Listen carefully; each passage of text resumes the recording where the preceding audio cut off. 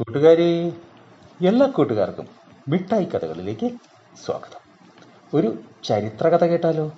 കഥയുടെ പേര് മരത്തിൽ നിന്ന് ആക്രമണം. അവതരിപ്പിക്കുന്നത് മനോജ് കുമാർ പൂളയ്ക്കൽ. ബ്രിട്ടീഷുകാർക്കെതിരെ ഇന്ത്യയിലെങ്ങും പ്രതിഷേധങ്ങൾ ഉയർന്നു തുടങ്ങിയ കാലം. ബ്രിട്ടീഷുകാർ ഉത്തർപ്രദേശിലെ ഔധ് കീഴടക്കി. ഭരണാധികാരിയായ വാജിദ് അലി ഷായെ കൽക്കത്തയിലേക്ക് നാടുകടത്തുകയും ചെയ്തു. വാജിദ് അലി ഷായെ നാടുകടത്തിയതിൽ പ്രതിഷേധിക്കാൻ ഭാര്യ ബീഗം ഹസ്രത്ത് മഹലിന്റെ നേതൃത്വത്തിൽ നീക്കം തുടങ്ങി. വർഷം 1857. ഒരു ദിവസം ബീഗം ഹസ്രത്ത് മഹലിന്റെ അടുത്ത് ഒരു സ്ത്രീ എത്തി. അവർ പറഞ്ഞു, എൻ്റെ പേര് ഉദാദേവി പാസി. ബ്രിട്ടീഷുകാർക്കെതിരായ പോരാട്ടത്തിൽ ബീഗത്തിന്റെ സംഘത്തിൽ എന്നെയും ചേർക്കണേ. ബീഗം ഹസ്രത്ത് ആ സ്ത്രീയെ നോക്കി. ധീരത തുളുമ്പുന്ന മുഖം, എന്ത് പ്രതിസന്ധിയിലും നേരിടാം എന്ന് വിളിച്ചു പറയുന്ന കണ്ണുകൾ. തൻ്റെ നാട് വിദേശികൾക്കെതിരെ പോരാടുന്നത് കണ്ട് വെറും കൈയോടെ നോക്കി നിൽക്കാൻ ഉദാദേവിക്ക് കഴിയുമായിരുന്നില്ല. ബീഗം ഉദാദേവിയെ തൻ്റെ സൈന്യത്തിൽ ചേർത്തു. ഉന്നം തെറ്റാതെ വെടിവെക്കാൻ ഉദാദേവിക്കറിയാം. അത് തിരിച്ചറിഞ്ഞ ബീഗം ഒരു ചുമതല കൊടുത്തു. വനിതകളുടെ ഒരു പട്ടാള സംഘം തുടങ്ങുക. തൻ്റെ കഴിവ് അവർക്കും പകർന്നു കൊടുത്ത് പരിശീലിപ്പിക്കുക. ഇതിനിടെ ചിൻഹാട്ടിൽ നടന്ന യുദ്ധത്തിൽ ഉദാദേവിയുടെ ഭർത്താവ് മക്ക പാസി കൊല്ലപ്പെട്ടു. ആ സംഭവത്തോടെ ബ്രിട്ടീഷുകാർക്കെതിരെയുള്ള ഉദാദേവിയുടെ ദേഷ്യം ഇരട്ടിയായി. 1857 ബ്രിട്ടീഷുകാർക്കെതിരെ ഒന്നാം സ്വാതന്ത്ര്യ സമരം പൊട്ടിപ്പുറപ്പെട്ടത്. പ്രക്ഷോഭ, താൻസി, കാൺപൂർ എന്നിവിടങ്ങളിൽ നിന്നും ബ്രിട്ടീഷുകാരുടെ ഒരു ചെറിയ സംഘം ലക്നൌവിൽ തമ്പടിച്ചിരുന്നു.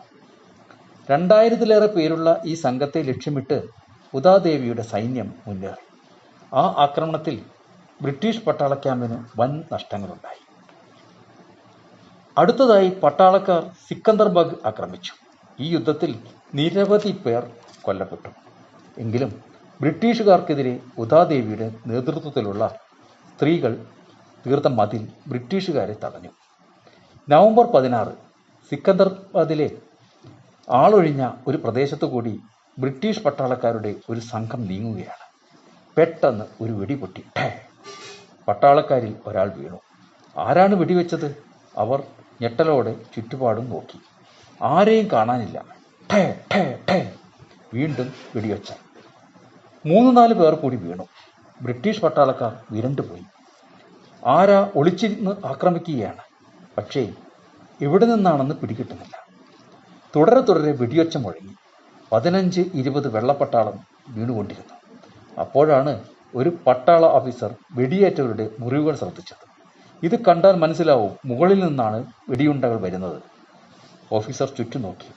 അവിടെ ഒരു മരം നിൽപ്പുണ്ട്. ആ മരത്തിലേക്ക് നിറയൊഴിക്കൂ. പട്ടാള ഓഫീസർ ഉടനെ ഉത്തരവിട്ടു.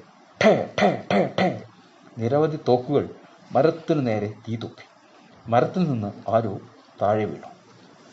പട്ടാളക്കാർ ഓടിയെത്തി നോക്കി.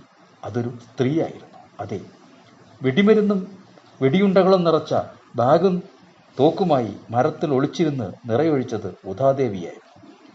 30-ലേറെ പട്ടാളക്കാരെയാണ് ഉദാദേവി വീഴ്ത്തിയത്. അങ്ങനെ തൻ്റെ 27-ാം വയസ്സിൽ ആ ധീര വനിത വീരമൃത്യു വരിച്ചു. നവംബർ 16 ഉദാദേവിയുടെ രക്തസാക്ഷിത്വം ദിനമായി ആചരിക്കുന്നു. കൂട്ടുകാർക്ക് കഥ ഇഷ്ടമായോ? എങ്കിൽ പുതിയൊരു കഥയുമായി നമുക്ക് നാളെ കാണാം. എല്ലാവർക്കും നല്ലൊരു ദിനം ആശംസിക്കുന്നു. Story uncle.